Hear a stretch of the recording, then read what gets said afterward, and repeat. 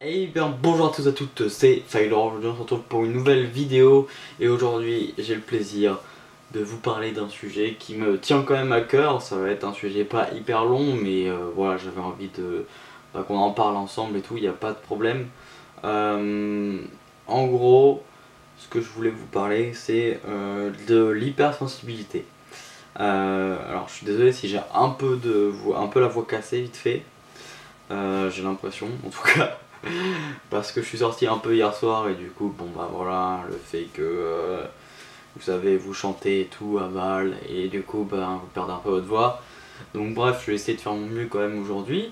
Mais on va parler de l'hypersensibilité parce que c'est quelque chose qui me touche, je pense, même si j'ai pas été déclaré hypersensible ni rien.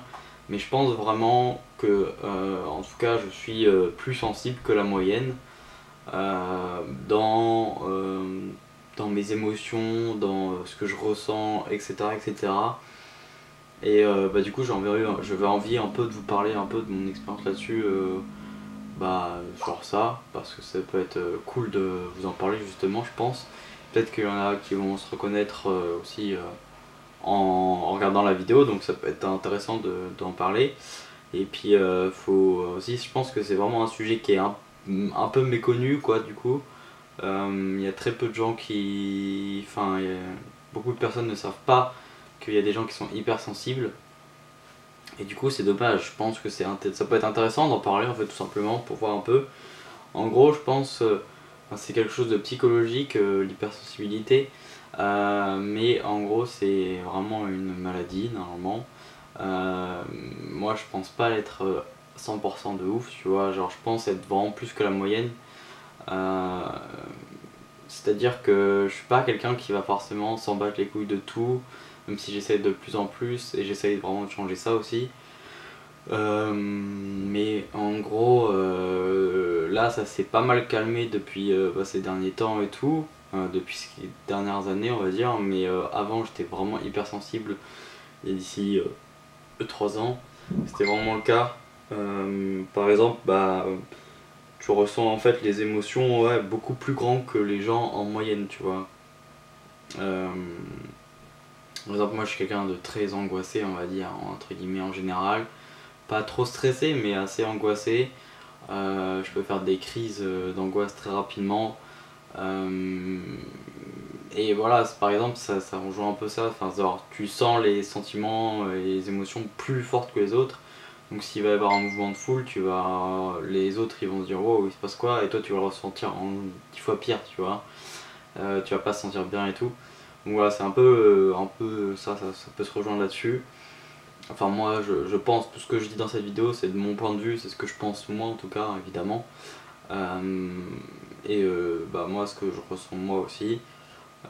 Par exemple, vous saviez quand une fille vous parle et que d'un seul coup elle vous déçoit, vous savez ça fait que peut-être 2 jours que vous parlez avec cette fille, vous lui parlez et genre ça se fait pas ou quoi, où la fille dit bon bah voilà elle arrête de vous parler d'un seul coup et tout, et bah après tu vas être déçu, tu vas dire pourquoi et tout.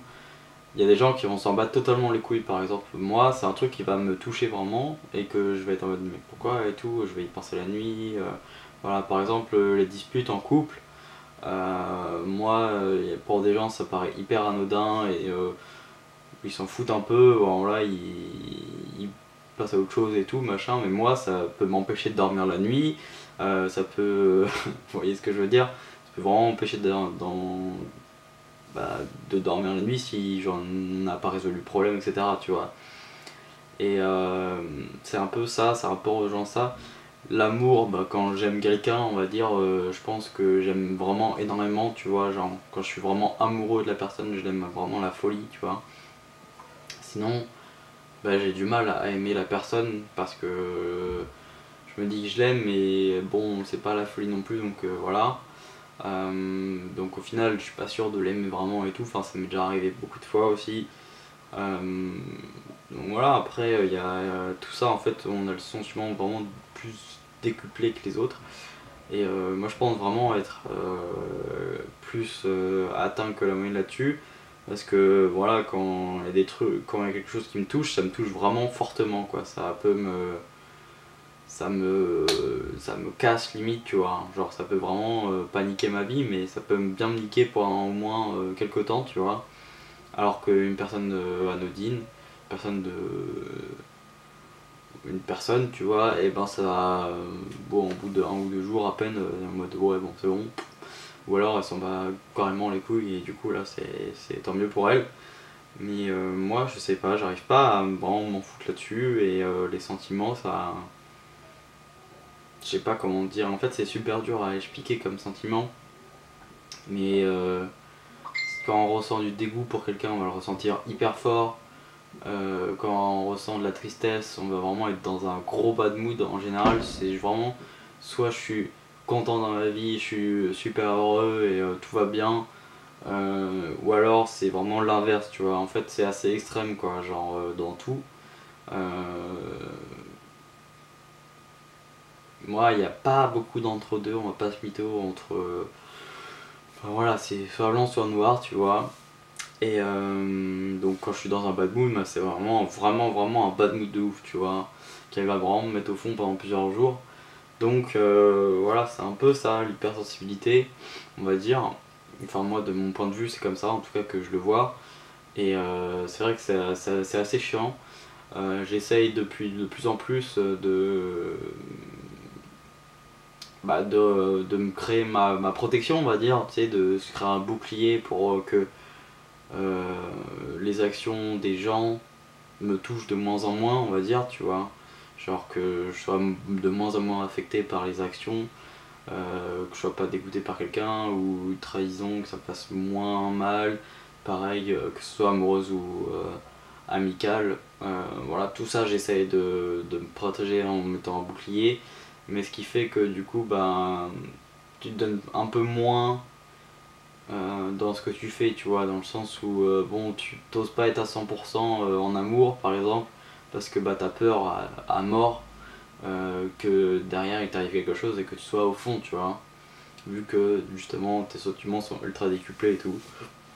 C'est un peu ça, et bah, j'essaie vraiment de travailler là-dessus en ce moment, enfin, depuis quelques années, de me créer vraiment ma carapace, mon bouclier, pour justement bah, être un peu mieux. Donc là ça va déjà mieux, je pense, honnêtement. Bah, si une fille là me parle plus au bout d'un moment ou machin, bah tant pis pour elle, tu vois. Évidemment je vais me dire mais pourquoi, enfin c'est bizarre, tu vois, mais c'est pas grave.